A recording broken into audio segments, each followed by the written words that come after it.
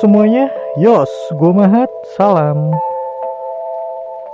Ark Desa Pengrajin Pedang merupakan kelanjutan dari Ark Distrik Hiburan, di mana Tanjiro dan yang lainnya telah berhasil mengalahkan Gyutaro dan Ume, iblis bulan atas peringkat 6. Ini menjadi kabar luar biasa bagi pasukan pembasmi iblis, seolah mereka akhirnya memiliki sebuah harapan besar. Luka parah akibat pertarungan di distrik hiburan malam membuat Tanjiro dan yang lainnya dirawat secara intens di kediaman kupu-kupu Shinobu. Dalam beberapa waktu, Tanjiro memulihkan dirinya dibantu oleh para staf Shinobu. Setelah perlahan mulai pulih, Tanjiro mendapatkan surat dari Haganezuka, dan dalam suratnya dia menunjukkan sebuah emosi kemarahan seperti biasanya. Itu semua tak lain tentang pedang Tanjiro yang rusak akibat pertarungan sebelumnya. Tanjiro pun berniat pergi mengunjungi desa para ahli pengrajin pedang, yang mana itu adalah desa yang tersembunyi dan tidak ada satupun orang termasuk para pasukan pembasmi iblis yang mengetahui lokasinya. Rute dan cara menuju desa itu pun sengaja diperumit agar desa itu aman dari para iblis. Dan setelah menemukan rute rumit itu, Tanjiro pun sampai di desa tersebut. Tanjiro langsung bertemu dengan kepala desa dan membicarakan tentang pedang yang dibuat Haganezuka. Selanjutnya Tanjiro dipersilahkan untuk menikmati pemandian air panas di desa tersebut yang dapat mempercepat pemulihan luka-luka akibat pertarungan. Di pemandian, Tanjiro bertemu dengan Shinazugawage-nya yang kebetulan juga sedang berada di sana. Sehabis dari pemandian, Tanjiro menikmati makanan yang dihidangkan memang untuk pasukan pembasmi iblis bersama Mitsuri Kanroji yang ternyata juga ada di sana. Kanroji memberitahu pada Tanjiro tentang rumor sebuah senjata rahasia yang dapat meningkatkan kekuatan. Saat sedang mencarinya, Tanjiro melihat seorang pilar lagi yang ternyata juga ada di sana, yaitu Tokito Muichiro. Tokito ternyata sedang memaksa anak seorang pengrajin pedang yang menyimpan senjata rahasia yang dirumorkan untuk digunakannya. Tanjiro yang melihat hal itu tentu tidak diam saja dan mencoba menolong anak itu. Namun Tokito yang terus memaksa akhirnya mendapatkan senjata itu. Dan ternyata itu adalah sebuah boneka pembasmi iblis yang memang khusus dirancang untuk berlatih menjadi lawan bagi para pembasmi iblis. Boneka yang telah lama dijaga oleh keluarga anak yang bernama Kotetsu tersebut sebenarnya sudah cukup rapuh. Kotetsu mempunyai tugas untuk memperbaiki boneka tersebut, namun kemampuannya belum mumpuni. Tapi setelah mendapat motivasi dari Tanjiro, Kotetsu mulai bersemangat kembali. Namun, boneka itu terlihat rusak semakin parah setelah Tokito menggunakannya. Awalnya, Tanjiro dan Kotetsu berpikir bahwa boneka itu sudah tidak bisa digunakan. Ternyata, boneka itu masih bangkit dan itu menjadi awal latihan Tanjiro dengan boneka tersebut. Boneka itu pada dasarnya dibuat berdasarkan kemampuan pembasmi iblis legendaris yang memiliki tanda pembasmi iblis bernama Yoroichi Sugikuni. Tanjiro yang bahkan dalam pertarungan sebelumnya dapat mengalahkan iblis bulan atas, sangat kesulitan melawan sebuah boneka. Setelah berjuang sampai setengah mati, akhirnya Tanjiro dapat mengalahkan boneka tersebut. Ternyata, setelah hancur, di dalam boneka tersebut tersimpan sebuah pedang. Sayangnya, pedang yang terlihat tangguh yang tersimpan sejak zaman dahulu itu sudah berkarat. Saat itulah Haganezuka datang dan berniat mencoba untuk memperbaiki pedang tersebut. Di malam hari yang sunyi, tiba-tiba muncul iblis bulan atas peringkat 5 dan peringkat 4 yang mengganggu ketentraman desa. Hatengu, sang iblis bulan atas peringkat 4, langsung mencoba menghadapi Tanjiro dan Tokito yang kebetulan sedang bersama. Tokito, sang pilar kabut yang sigap, langsung mengeluarkan jurus tebasan kabutnya. Tentu iblis bulan atas peringkat 4 tidak mudah dilukai begitu saja. Sontak Tanjiro pun turut serta membantu dan mengeluarkan jurus tebasan pernapasan mataharinya. Namun yang berhasil mengenainya adalah tendangan milik Nezuko. Itu menjadi kesempatan bagi Tokito untuk menebas kepala dari Hatengu. Setelah kepalanya ditebas, muncul sosok lain dari Hatengu yang terlihat lebih tangguh yang menjadi dua bagian atau dua iblis. Iblis-iblis yang muncul ini merupakan perwujudan dari emosi Hatengu. Ketika Tokito mencoba menghadapi salah satunya, dia malah dihempaskan oleh senjata kipas milik iblis yang bernama Karaku. Iblis satunya lagi yang bernama Sekido menggunakan senjata berupa tongkat yang dapat mengeluarkan petir. Saat Tanjiro terkena serangan Sekido, Shinazugawa G-nya datang membantu. G-nya berhasil menembak kepala dua iblis tersebut sekaligus. Namun itu malah membuat mereka semakin bertambah jumlahnya. Dan itu sudah pasti membuat suasana semakin runyam. Sementara, di tempat lain, Tokito yang tadi terhempas melihat monster dari iblis bulan atas peringkat 5, Gyoko, sedang menyerang Kotetsu. Pada dasarnya sifat Tokito yang acuh pasti akan mengabaikan hal tersebut. Namun dia tidak melakukannya setelah mengingat perkataan Tanjiro dan berusaha menolong Kotetsu. Hal itu membuat perlahan-lahan ingatan Tokito tentang masa lalunya yang ternyata hilang mulai muncul kembali.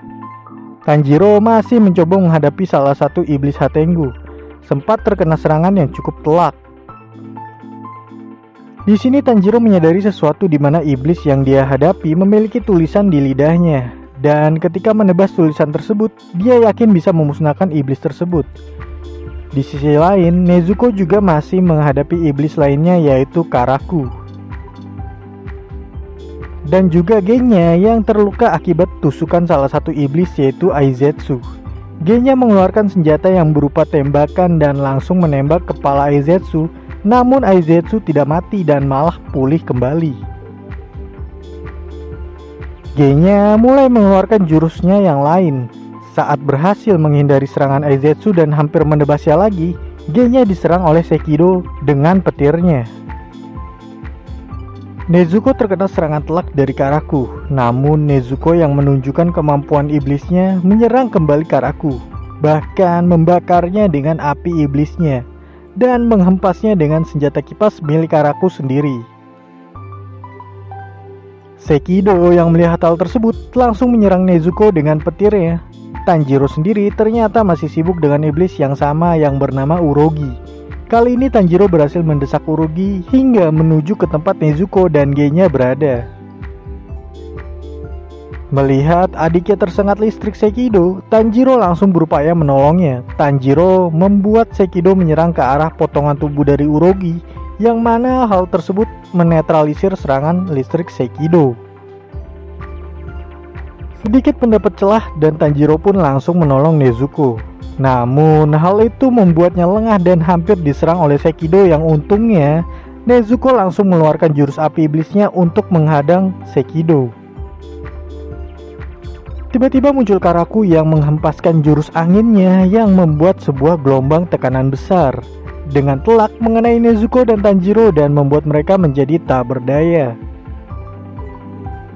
Di tempat lain, Tokito akhirnya bertemu dengan iblis bulan atas peringkat 5 yaitu Gyoko.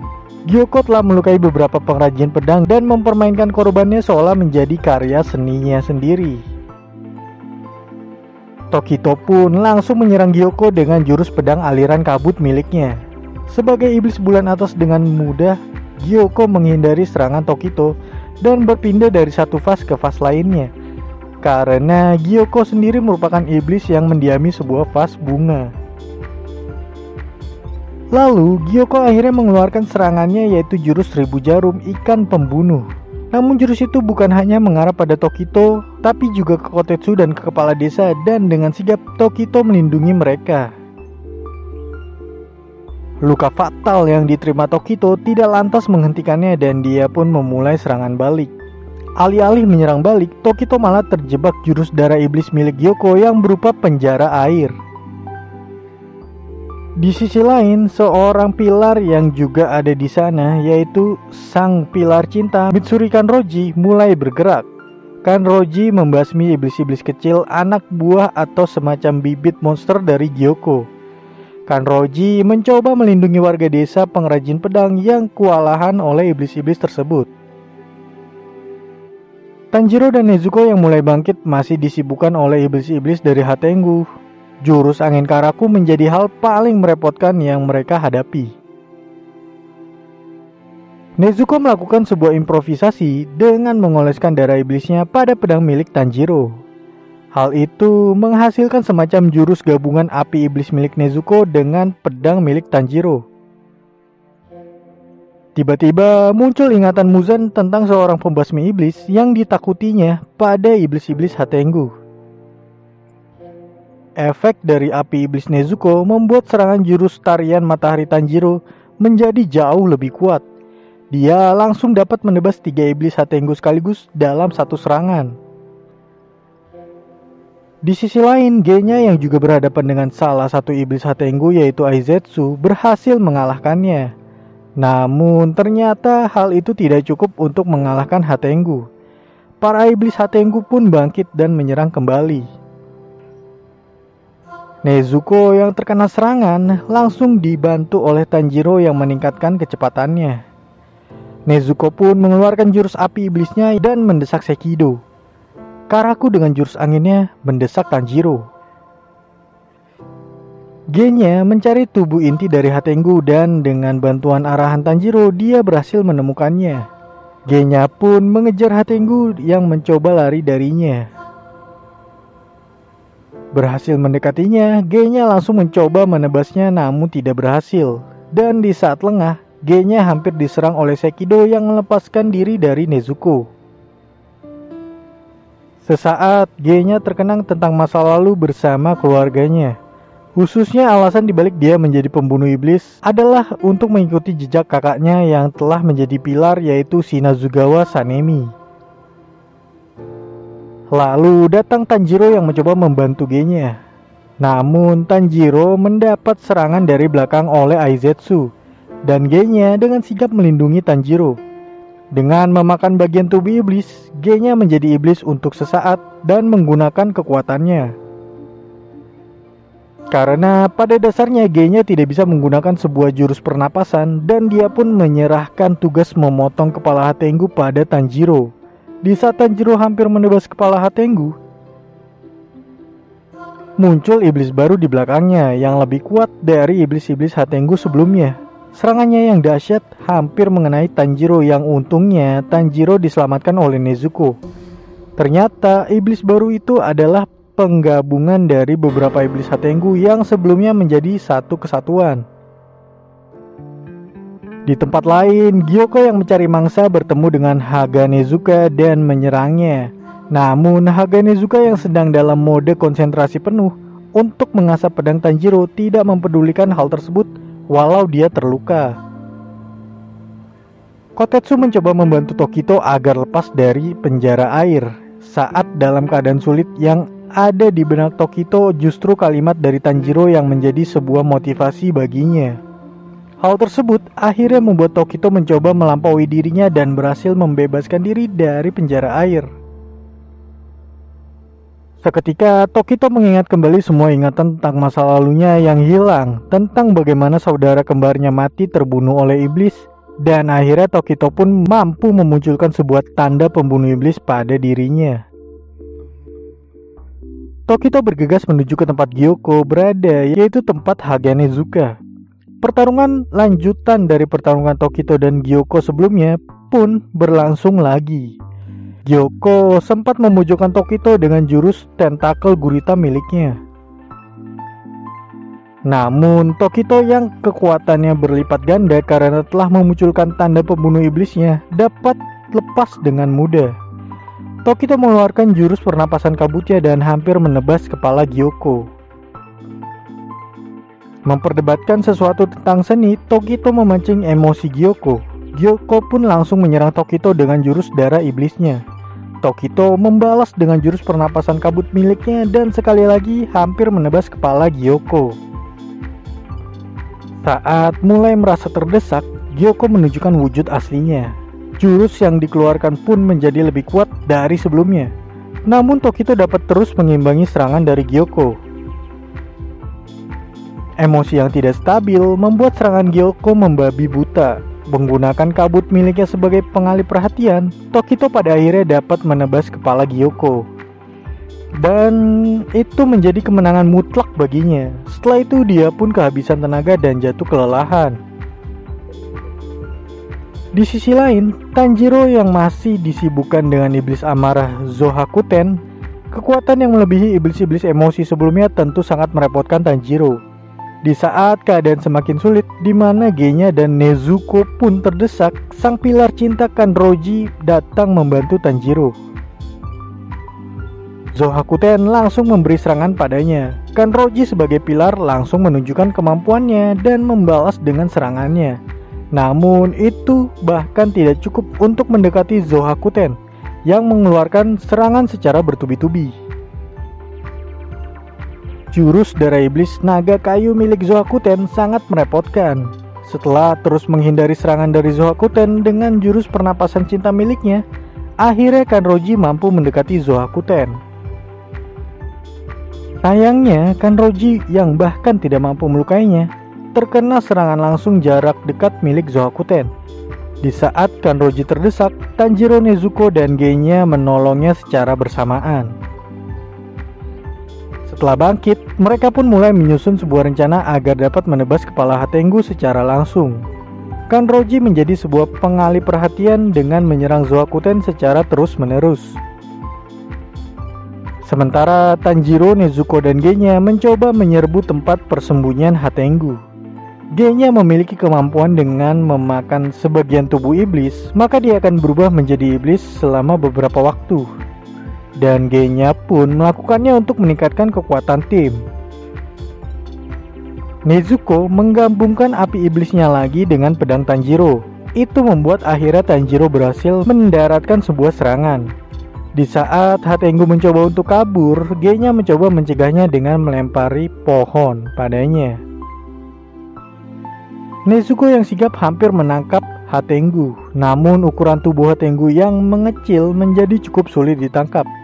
Tanjiro mencoba gerakan kilat milik Zenitsu, dan dengan sedikit mengingat informasi Zenitsu, dia berhasil melakukannya. Berhasil mengejar Hatengu dan hampir memotong lehernya. Tiba-tiba Hatengu berubah menjadi besar dan mencoba membunuh Tanjiro. Genya datang membantu Tanjiro, begitu juga Nezuko yang langsung membakar Hatengu. Tanjiro dan Nezuko ikut jatuh ke jurang bersama dengan Hatengu yang sudah terpojok. Dengan luka parah di sekujur tubuhnya, Hatengu yang masih bisa bergerak tetap mencoba melarikan diri. Tanjiro yang mencoba mengejar tiba-tiba dihadapkan oleh sebuah pedang yang dilempar oleh Tokito yang baru saja datang.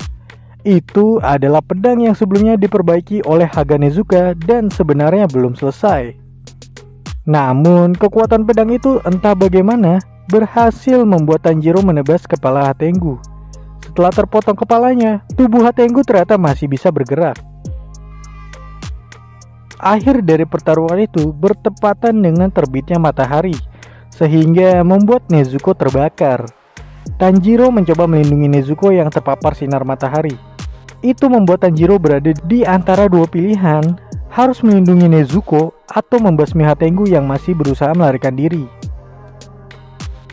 Nezuko pun mendorong Tanjiro untuk mengejar Hatengu dan akan mengorbankan dirinya terbakar sinar matahari.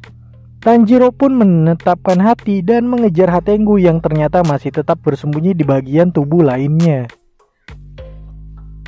Dengan kekuatan penuh yang tersisa, Tanjiro pun akhirnya berhasil membunuh Hatengu. Saat Tanjiro menangisi pengorbanan Nezuko, sebuah keajaiban terjadi.